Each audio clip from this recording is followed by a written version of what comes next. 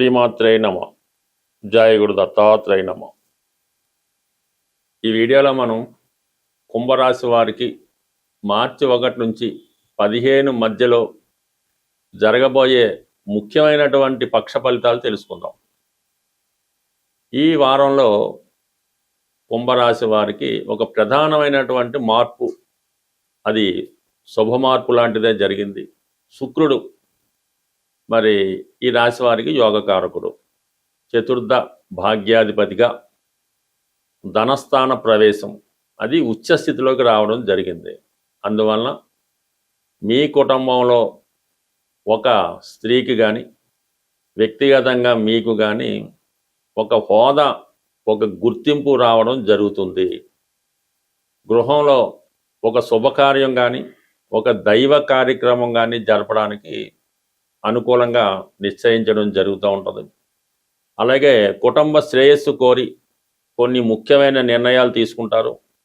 అస్తవ్యస్తంగా చికాకుగా ఉన్నటువంటి మీ కుటుంబాన్ని మళ్ళా ఒక దారిలో పెట్టి మీ కుటుంబానికి మంచి పేరు వచ్చే విధంగా ఏదో ఒక వివాహం కానీ శుభకార్యం కానీ లేదంటే ఒక దైవ కార్యక్రమం కానీ నిర్వహించడం జరుగుతూ ఉంటుంది.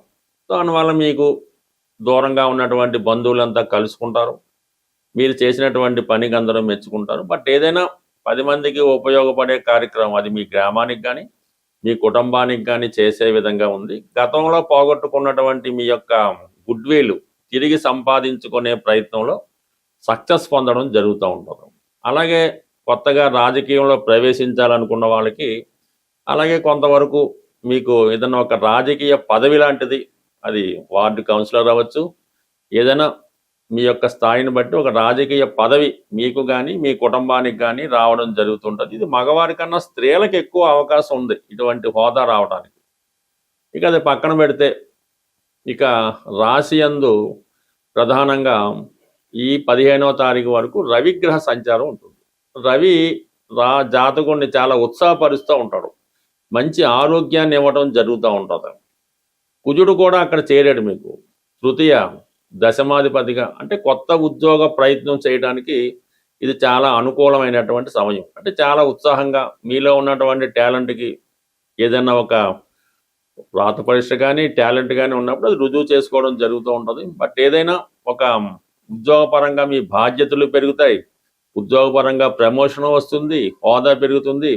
అలాగే గతంలో కన్నా చాలా ఉత్సాహంగా మీరు వర్క్ చేయడం జరుగుతూ ఉంటుంది. అటు ఆరోగ్య విషయంలోనూ అటు ఆర్థిక విషయాల్లో కూడా శ్రద్ధ తీసుకొని ఉత్సాహంగా పనిచేయడం జరుగుతూ ఉంటుంది. అంటే ఎన్ని ఆటంకాలు వచ్చినా కూడా దాన్ని సమర్థవంతంగా ఎదుర్కొని ప్రతి సమస్యని తిప్పికొట్టే ప్రయత్నంలో నెరవేరడం జరుగుతూ ఉంటుంది. ఇంతవరకు ఓకే, బాగుంది.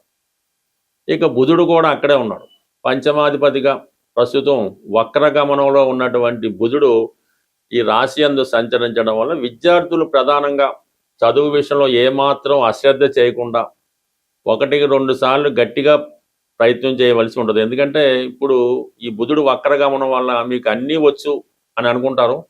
తీరా పరీక్షల్లో అంత జ్ఞాపశక్తి లేకపోవడం వల్ల, చదివింది మర్చిపోవడం వల్ల ఇబ్బంది పడే అవకాశం ఉంది. కాబట్టి మరి ఇంచుమించుగా మీరు విద్యార్థులు అయితే మాత్రం తప్పకుండా గట్టి ప్రయత్నం చేయవలసి ఉంది.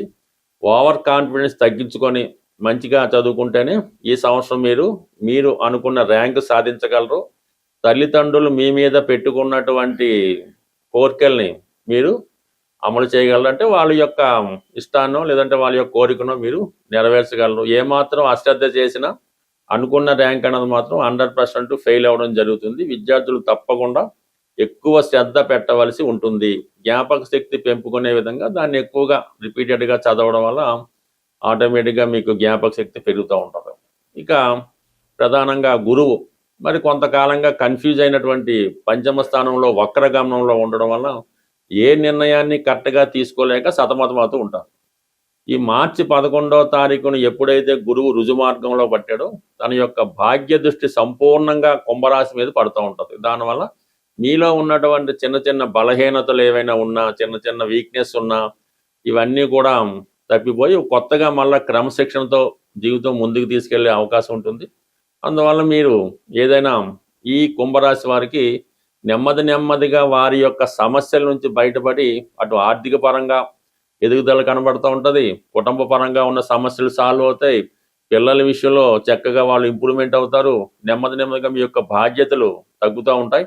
ఇవన్నీ కూడా ఈ క్షణం నుంచి అంటే ఈ పక్షం నుంచి కుంభరాశి వారి యొక్క అదృష్టం నెమ్మదిగా ఇంప్రూవ్మెంట్ అవుతుంది. అయితే అక్కడ రాశి అందే ఉన్నటువంటి రాహును మాత్రం మీరు కంట్రోల్ చేయవలసి ఉంటుంది. అంటే రాహుని కంట్రోల్ చేయాలంటే మీలో ఉన్నటువంటి బలహీనతలు ఇవన్నీ తగ్గించుకోవాల్సి ఉంటుంది. ఏమాత్రం గతంలో చేసిన పొరపాట్లు మళ్ళా చేయకుండా గతంలో ఉన్నటువంటి చెడు అలవాట్లకు సంపూర్ణంగా స్వస్తి పలుకుతేనే మీ కొత్త జీవితం ఇక్కడి నుంచి ప్రారంభమై నెమ్మదిగా అది మళ్ళా 100% సక్సెస్ వైపు నడిచి 10 మందికి ఉపయోగపడే విధంగా మారబోయే అవకాశం ఉంటుంది. గోచార ఫలితాలు పరిశీలించినప్పుడు కానీ వాటిని అనుసరిస్తున్న వారు మనకి ఏ సమయంలో ఏ గ్రహాన్ని ప్రసన్నం చేసుకుంటే మనకి మంచి ఫలితం వస్తుందో నిర్ణయించుకొని ఆ గ్రహం మంచి స్థితిలో ఉన్న సమయంలో ఆ గ్రహానికి సంబంధించినటువంటి దానం కానీ జపం కానీ పూజ కానీ చేయడం వల్ల ఆ గ్రహం మనకు అనుకూలిస్తుంది. ఏదన్నా ఒక గ్రహం నీచ స్థితిలోనో శత్రుస్థానంలోనో వేరే బంధన యోగంలో ఉన్నప్పుడు మనం ఆ గ్రహానికి ఎన్ని పరిహారాలు చేసినా పెద్దగా దాని ఫలితం అన్నది మనం పొందలేకపోతూ ఉంటాం. అదే గ్రహం ఉచ్చస్థితిలోనో మిత్రస్థానంలోనో స్వక్షేత్రంలోనో బలవంతుడై ఉన్నప్పుడు ఆ గ్రహాన్ని మనం సులభంగా ప్రసన్నం చేసుకోవచ్చు. ఈ విధంగా మనం సులభంగా మన సమస్యలు పరిష్కరించుకోవచ్చు. అంటే ప్రతి గ్రహానికి కూడా అన్ని రకాల ఫలితాలు ఇచ్చే బలాన్ని కలిగి ఉంటాయి. రవి ధనాన్ని ఇస్తాడు, ఆరోగ్యాన్ని ఇస్తాడు.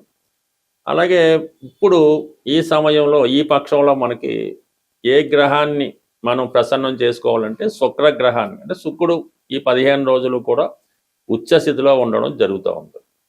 ఆ కారణం వల్ల ఏంటంటే మీరు శుక్రుని యొక్క కారకత్వాలు, శుక్రుడు అన్ని ఇవ్వగలడు, ఆరోగ్యాన్ని ఇవ్వగలడు, మృత సంజీవిని విద్య తెలుసున్నవాడు, అంటే మరణించిన వాళ్ళని కూడా బతికించగలడు. అంటే మరణం అంటే కేవలం ప్రాణం పోవడమే కాకుండా ఏ విధంగా వాడు జీవోత్సవంలో ఉన్నా తిరిగి ఐశ్వర్యాన్ని ఇచ్చో ప్రాణం పోసో శక్తినిచ్చో మళ్ళా జీవాన్ని నింపగలనమాట.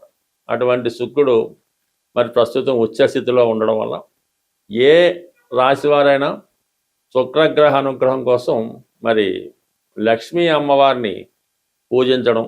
సో ఇవన్నీ మనకు అందరికీ తెలిసినవి. అంటే సింపుల్గా పరిహారం పొందాలి, శుక్రగ్రహ అనుగ్రహం పొందాలంటే స్త్రీలని గౌరవించాలి. ప్రధానంగా స్త్రీలని గౌరవించడం, భార్య, చెల్లెలు, వదిన గారు, మదరు, ఎవరైనా సరే స్త్రీలని మీకు బయట వాళ్ళకి అక్కర్లేదు కానీ దగ్గర బంధువుల్లో రక్త సంబంధీకుల్లో మీకు మంచి సౌభాగ్యంతో అదృష్టంతో ఉన్న స్త్రీలను గౌరవించి వారికి విధి విధానంగా సత్కరించి వారికి పసుపు కుంకాలు, చీర జాకెట్టు, పసుపు కుంకం, గాజులు, ఈ సౌభాగ్య వస్తువులు ఆ స్త్రీలకి మీరు కానుకగా ఇవ్వడం వల్ల మరి అంటే వాళ్ళు అదృష్టంగా స్వీకరించాలి, వాళ్ళు మీ బాగును కూడా కోరుకోవాల్సి ఉంటుంది. అలాగే మనం ఎవరినైతే ఈ బహుమతులు సత్కరిస్తాం వాళ్ళు మీ యొక్క చెడును కోరుకుంటే మళ్ళీ ఇబ్బంది కలుగుతూ ఉంటుంది.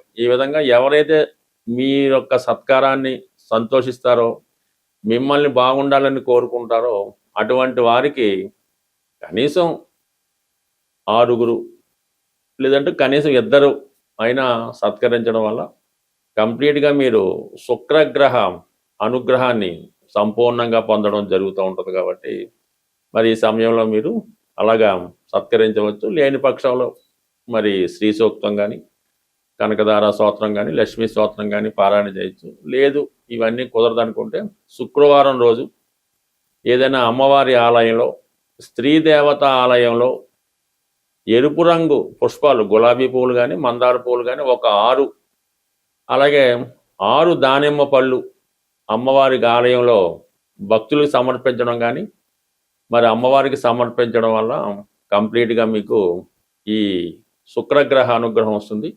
శుక్రగ్రహం అనుగ్రహం ఉంటేనే మీ యొక్క కాపురం, ధనం, ఐశ్వర్యం అన్నీ అనుకూలించే అవకాశం ఉంది.